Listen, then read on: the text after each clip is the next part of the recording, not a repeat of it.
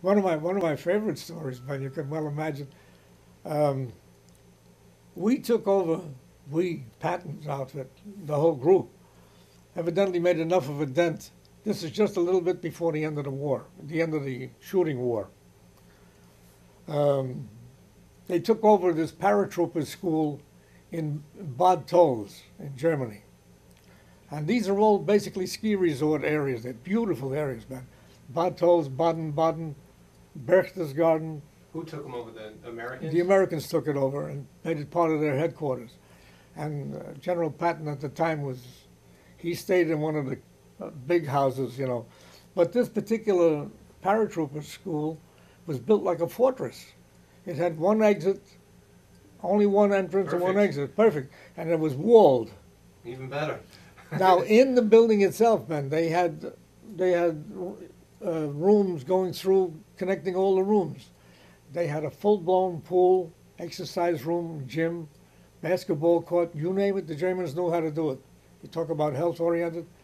Well, who lived there was the brass. But now, how did I get there?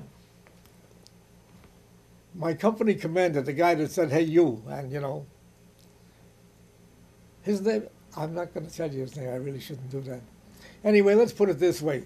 He was not only an anti-Semite, he was anti-Catholic, he was you name it, he would have made a good Nazi, except he was in our army. It was, you know, he would have been a perfect Nazi. He decided to clean house. He had a company of 200 map makers, that was us, and he was going to clean house. He's going to get rid of the Jews and the Catholics. Why is he fighting the war? Why is he fighting the war? So picture what he did. I'll tell you who he took out. Harold Packman, Bernie Schwartz, Richard Katz, John Gibbons, okay, who was Irish, Kevin Ryan, who was Irish, John D'Angelo, who was Italian Catholic. I can't remember the other two guys, but I did pretty good considering. We were an assortment. We were definitely not his type. So he thought he cleaned house. Now picture this. We were picked because Patton put in a request. He wants 8 cartographers for his own personal setup. 8. And he says, and I want the best. And I pat myself on the back because at the time I was 22. I already had something like 8 years experience in the shop. I was a hot shot. I could shoot. I could shoot a camera, you know. Now he picked me, plus the other guys. Between us 8 guys, we had something like 350 years experience. That's a lot of experience for a little handful of guys. So we were the cream of the crop. Now, our duty was to be on duty, on call, 24 hours a day at Patton's call, okay? So when he moved, you moved. Exactly. But now, because we were so ensconced, we were relieved of certain duties. No reveille, no retreat, no guard duty, no KP. Oof. We had our own vehicles and gas. That's Gotta pretty be nice. kidding. Now, if this is the kind of life we're going to lead, we better make sure that we keep it. So like the mafia, we put our hands together, and we said the first guy that tells the home company how good we got it here, we kill him. We had it made. We had it made, man. It was beautiful. How long that last? That lasted about 6 months towards That's right pretty up to good right for- up to the end of the war.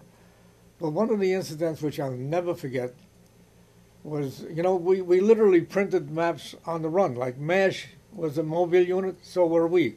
We had the camera, we had the stripping and plate making and press equipment, all in 5 different Now, vehicles. when you shot the photos, were you in airplanes? Were you doing? No, the reconnaissance planes were shooting in airplanes, and they were bringing their photos down to us Oh, okay. for reproduction, for Sure. map. So we had to correct the curvature of the Earth. Mm-hmm. We had to take the distortions out in what we did. All by hand, of course. All by hand, of course.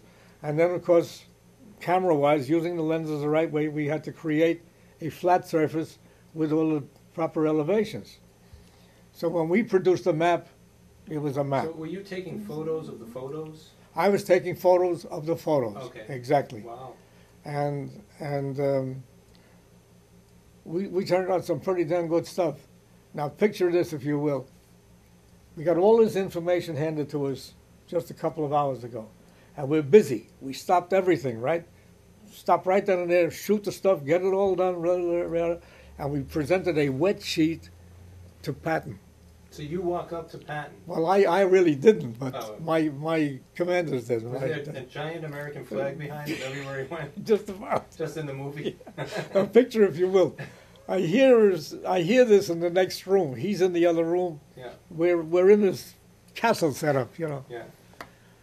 And our platoon sergeant, the guy in charge of our little 8-man unit, he was a staff sergeant.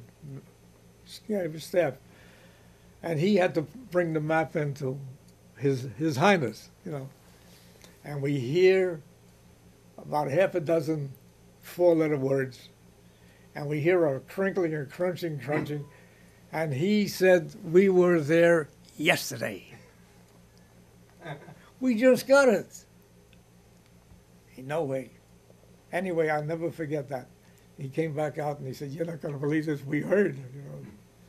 All of the stream of flow of expletives, you know. Oh. But he was something else.